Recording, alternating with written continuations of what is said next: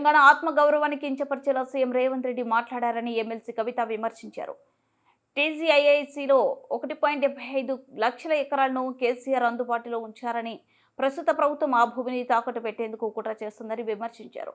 దీనికి సంబంధించిన తన వద్ద నిర్దిష్టమైన ఆధారాలు ఉన్నాయని చెప్పారు. తెలంగాణ భవనంలో ఆమె మీడియాతో మాట్లాడారు. టీజీఐఐసీని పబ్లిక్ లిమిటెడ్ కంపెనీగా మార్చడానికి ప్రభుత్వం రహస్య జీవోను విడుదల చేసిందన్నారు. కంపెనీ హోదాను మార్చడం ద్వారా మరిన్ని వేల కోట్ల రుణం పొందాలని ప్రభుత్వం ఆలోచిస్తుందని చెప్పారు. తెలంగాణ భూములను స్టాక్ ఎక్స్చేంజ్లో కుదువ పెట్టేలా కుట్ర జరుగుతుందని విమర్శించారు. పోయిన ప్రభుత్వం అప్పులు ఎట్లా చేసింది, రాష్ట్రాన్ని ఎట్లా దివాలా తీసిపించింది అనేటటువంటి అంశాల మీద మాట్లాడడం, అదేవిధంగా పదే పదే వేల కోట్ల రూపాయలు అప్పులు తీసుకొని రావడం, ఖజానా మీద భారాన్ని పెంచడం, కానీ తెచ్చినటువంటి అప్పుతోనే ఒక్కటి కూడా పనికొచ్చేటటువంటి పని చేయకపోవడం అన్నది మనం గత 16 నెలలుగా చూస్తున్నటువంటి సందర్భం. అంతేకాకుండా మన రాష్ట్రానికి సంబంధించినటువంటి గౌరవ ముఖ్యమంత్రి గారు నిన్నగాక మొన్న మాట్లాడినటువంటి మాటలు కూడా మనందరం కూడా చూసినాం. తెలంగాణ ఆత్మగౌరవాన్ని కించపరిచే విధంగా, నేను ఒక రాష్ట్ర ముఖ్యమంత్రిగా ఎక్కడికి పోతున్నా నన్ను చెప్పుల దొంగను చూసినట్టు చూస్తున్నారని అంత నీచమైనటువంటి మాటలు, నిజంగా అట్లాంటి మాటలు చెప్పాలంటే ఇబ్బంది అనిపించినా ఆయన నోటి నుండి అట్లాంటి మాటలు వినడం అన్నది తెలంగాణ ప్రజలకు అవమానం. అది సీఎం చైర్కి అన్నది పక్కన పెడితే మనది అన్ని రాష్ట్రాల్లాగా కాదు. మనం ఆత్మగౌరవంతో పోరాటం చేసి 60 ఏళ్ళు సాధించుకున్నటువంటి రాష్ట్రం. అటువంటి రాష్ట్రాన్ని ఎంత గౌరవప్రదంగా మనం కాపాడుకుంటే అంత బాగుంటుంది. కానీ తెలంగాణ ఆత్మగౌరవాన్ని కించపరిచే విధంగా ముఖ్యమంత్రి గారు మాట్లాడడం బాధాకరం. అయితే ముఖ్యమంత్రి గారి మాటల వెనకాల ఆక్రోశము, బాధ వేరే ఉన్నది. ఏంది వేరేది? మొన్ననే మనం చూసినాం, 400 ఎకరాలు కంచగచ్చిబౌలి భూముల్ని కుదవబెట్టి 10,000 కోట్ల రూపాయలను అప్పుగా తీసుకొని రావడం జరిగింది. యావత్ ప్రపంచం ముందు తెలంగాణ పరువు తీసినటువంటి ఉదంతాన్ని కూడా చూసినాం. అక్కడ ఉన్నటువంటి నెమళ్లను, చెట్లను అన్నిటినీ నాశనం చేస్తే ప్రపంచవ్యాప్తంగా ఉన్న పర్యావరణవేత్తలందరూ కూడా బాధపడ్డ విషయం చూసినాం. మరి ఎందుకంత పట్టుదల? ఎందుకు ఆ భూములు అమ్మాలి? ఎందుకు 10,000 కోట్లు తెచ్చుకోవాలి అంటే ముఖ్యమంత్రి గారు కంప్లీట్గా ఆలోచన ఏంటంటే, తెలంగాణ రాష్ట్రంలో టీఎస్ఐఐసిలో, ఇదివరకు టీఎస్ఐఐసి అన్నాము, ఇప్పుడు వాళ్ళు టీజీఐఐసి అంటున్నారు, ఇండస్ట్రియల్ ఇన్ఫ్రాస్ట్రక్చర్ డెవలప్మెంట్ కార్పొరేషన్లో 1,75,000 ఎకరాల పైచిలకు భూమి కేసీఆర్ గారు జమ చేసి పెట్టిండ్రు. కేవలం హైదరాబాద్లో కాదు, జిల్లాలలో ఉన్నటువంటి అన్ని కేంద్రాలలో కూడా ఫ్యూచర్లో ఇండస్ట్రియల్ ఎక్స్పాన్షన్ కోసం అని చెప్పి టీఎస్ఐఐసిని ఒక స్ట్రాంగ్ పవర్ఫుల్ ఎంటిటీగా తయారు చేసి పెట్టిండ్రు. ఇవాళ రేవంత్ రెడ్డి గారి కుట్ర ఏంటంటే, ఆ భూములన్నింటినీ కూడా కుదవబెట్టాలి.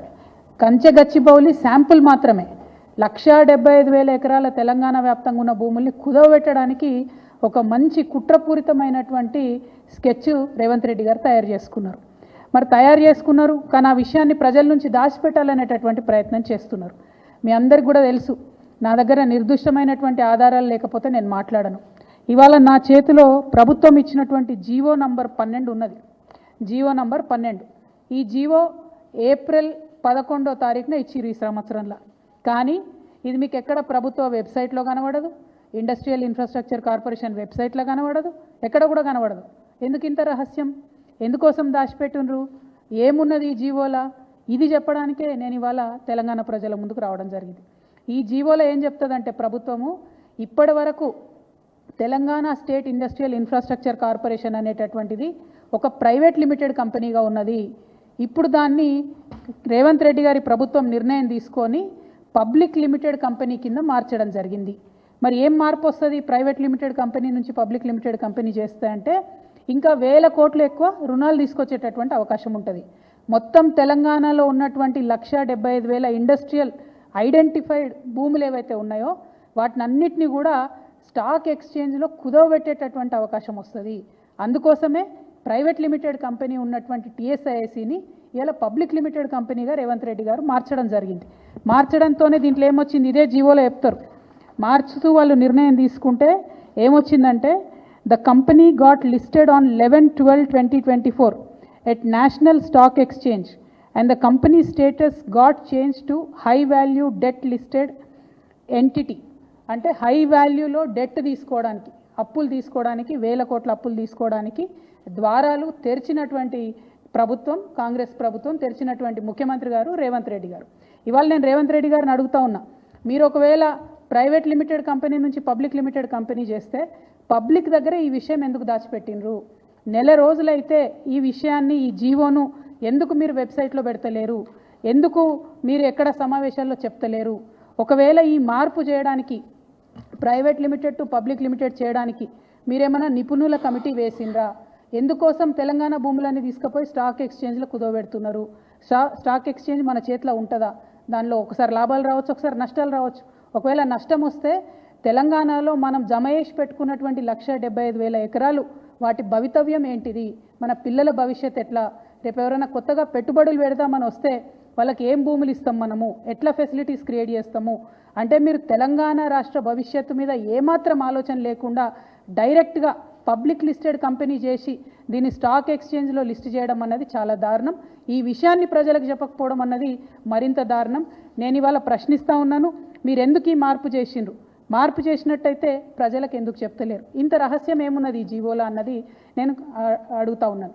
అదేవిధంగా రేవంత్ రెడ్డి గారు ఎప్పుడు మాట్లాడుతూ ఉంటారు, 8 లక్షల కోట్ల అప్పు చేసిరు కేసీఆర్ గారని. నిన్నగాక మొన్న సెంట్రల్ గవర్నమెంట్కి సంబంధించినటువంటి వ్యక్తులే చెప్పిండ్రు, ఈ రోజు కూడా రాష్ట్ర అప్పు 4,20,000 కోట్లు ఉందని చెప్పి సెంట్రల్ గవర్నమెంట్ నుంచి పార్లమెంట్లో ఇచ్చినటువంటి జవాబు ఆధారంగా చెప్పిండ్రు. కానీ ఈ 16 నెలల్లో రేవంత్ రెడ్డి గారు తీసుకొచ్చినటువంటి అప్పు 1,80,000 కోట్లు దాటిపోయింది. ఆ తర్వాత కొంచెం మేము స్టడీ చేసినాం, మరి 1,80,000 కోట్లు అప్పు తెచ్చిండు ముఖ్యమంత్రి గారు, ఈయన ఏం చేసిండు దీంతోనే అని. ఒక ప్రాజెక్టు కట్టలేదు, పూర్తిగా రైతు భరోసా ఇయ్యలేదు, పూర్తిగా రైతు బీమా ఇయ్యలేదు, పూర్తిగా రుణమాఫీ చేయలేదు, ఒక పెన్షన్ పెంచలేదు, తులం బంగారం ఇయ్యలేదు, మహాలక్ష్మి పథకం పెట్టలేదు, ఆడపిల్లలకు స్కీమ్ ఇయ్యలేదు, ఏమి ఇయ్యలేదు. కానీ తెచ్చిన 1,80,000 కోట్లు మాత్రం ఆరత కర్పూరం కరిగిపోయినట్టు కరిగిపోయినాయి. లెక్కలు బాగా తీస్తే తెలిసింది ఏంటంటే కేవలం 80,000 కోట్లు మాత్రమే ఇదివరకు చేసినటువంటి అప్పులు చెల్లించడానికి ఈ ప్రభుత్వం ఉపయోగించింది. ఇంకా 1,00,000 కోట్లు ఎక్కడికి పోయినాయి? మరి ఆ జవాబు చెప్పాల్సినటువంటి అవసరం ప్రజలకు ఉంది. ఇవాళ నేను డెఫినెట్గా ఆధారాలతో ఆరోపణ చేస్తూ ఉన్నాను, 1,00,000 కోట్ల రూపాయలు రేవంత్ రెడ్డి గారు పెద్ద కాంట్రాక్టర్లకు పేమెంట్లు చేసిండ్రు. ఒక తట్టెడు మట్టి కూడా ఎత్తిపోయకుండా 1,00,000 కోట్ల రూపాయలను కాంట్రాక్టర్లకు పేమెంట్ చేసిరు. ఇక కాంగ్రెస్ సర్కార్ విషయం మీ అందరికీ తెలిసిందే, వాళ్ళు 20% సర్కార్ కమిషన్ కాబట్టి 20% కమిషన్ సర్కార్ కాబట్టి అందులో 20,000 కోట్లు డైరెక్ట్గా రేవంత్ రెడ్డి గారి సొంత ఖజానాకు పోయిందని ఇవాళ నేను ఆరోపణ చేస్తూ ఉన్నాను. ఇది తప్పైతే ప్రభుత్వం తరఫు నుండి శ్వేతపత్రం రిలీజ్ చేయండి. మీరు 1,00,000 కోట్లు ఏం చేసిండ్రో చెప్పండి.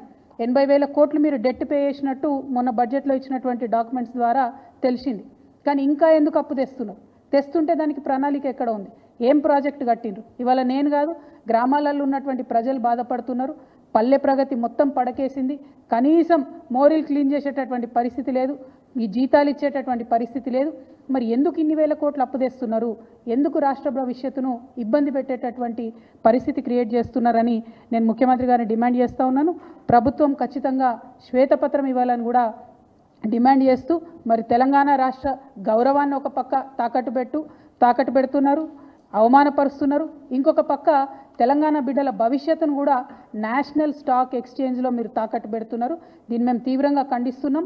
ఒకవేళ మీరు ప్రైవేట్ లిమిటెడ్ కంపెనీ నుండి పబ్లిక్ లిమిటెడ్ కంపెనీని చేయడంలో నిపుణుల యొక్క సూచనలు లేకపోతే ఈ నిర్ణయాన్ని వెనక్కి తీసుకోవాలని కూడా ఈ సందర్భంగా నేను ప్రభుత్వాన్ని డిమాండ్ చేస్తున్నాను. సరైనటువంటి రీసెర్చ్ చేసిన తర్వాతనే ఇట్లాంటి మార్పులు జరగాలి, అది కూడా ప్రజల నాలెడ్జ్లో ఉండి జరగాలని చెప్పి నేను ప్రభుత్వాన్ని డిమాండ్ చేస్తూ ఉన్నాను. Thank you. జై తెలంగాణ. ఎవరికి ఇస్తారే? వాళ్ళ సొంత మంత్రి గారు ఉన్నారు, వారికి ఒక పెద్ద కంపెనీ ఉన్నది, ఇంకొక మెగా కంపెనీ ఉన్నది. అట్లాంటి వాళ్ళకి తప్ప ఎవరికి ఇస్తారు? సర్పంచ్లకు బిల్లులు ఇస్తలేరు, ఎక్కడా కూడా పెండింగ్ పనులు గ్రామాలలో చేస్తలేరు. కేసీఆర్ గారు ఇచ్చినటువంటి రోడ్ ప్రాజెక్టులు కావచ్చు, చెరువు పూడిక తీసేటటువంటి కార్యక్రమాలు కావచ్చు, వాటిని అన్నింటినీ కూడా యునానిమస్గా క్యాన్సిల్ చేసిండ్రు. ఈ 16 నెలల్లో ఎక్కడన్నా ఒక చెరువునన్నా మట్టి తీసిండ్రా? ఎక్కడన్నా ఒక చిన్న తట్టెడు మట్టి ఎత్తి పోసిండ్రా? అది ప్రజల దృష్టిలో ఉన్నది. సో వీళ్ళు ఎంతసేపు ఏంటంటే పెద్దోళ్ళకి 1,00,000 కోట్లు ఇవ్వాలి, దానిలోకి 20% కమిషన్ తీసుకోవాలి. ఈ ఎజెండా మీద ప్రభుత్వం నడుస్తున్నట్టుగా తెలుస్తోంది.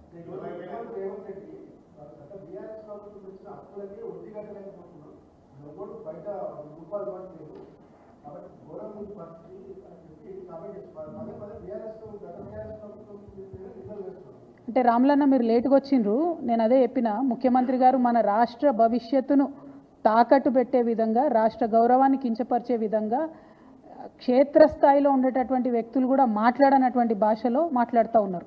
కానీ ఆయన అట్లా మాట్లాడడం వెనక ఏంటంటే ఉద్యోగులకు చేసినటువంటి వాగ్దానాలను ఎగ్గొట్టాలి, ఇచ్చినటువంటి 6 గ్యారెంటీలు ఎగ్గొట్టాలి, అన్నీ ఎగ్గొట్టేసి కమిషన్లు వచ్చే విధంగా ప్రణాళికను సిద్ధం చేసుకుంటున్నారు. కాంగ్రెస్ అంటేనే కరప్షన్. దానికి మళ్ళొకసారి ఈ ముఖ్యమంత్రి గారు ప్రూఫ్ చేస్తూ ఉన్నారు. 100% మీరు వాళ్ళని ఇవ్వమనండి, ప్రభుత్వాన్ని శ్వేతపత్రం ఇవ్వమనండి. అసలు కాంట్రాక్టర్లకు ఎంత పేమెంట్ చేసి అడగమనండి, ఎక్కడొక తట్టెడు మట్టి ఎత్తిపోసి అడగమనండి. కొత్త ప్రాజెక్ట్ ఏమైనా డిజైన్ చేసిండ్రా, కొత్త ప్రాజెక్టులు అంత వర్క్ అయిపోయిందా, మీరు 1,00,000 కోట్లు బిల్లు ఇచ్చేంత వరకు మీరు 16 నెలల్లో చేయగలిగినరా, అది సాధ్యమవుతుందా ఫిజికల్గా? ఒకసారి పత్రికా మిత్రులు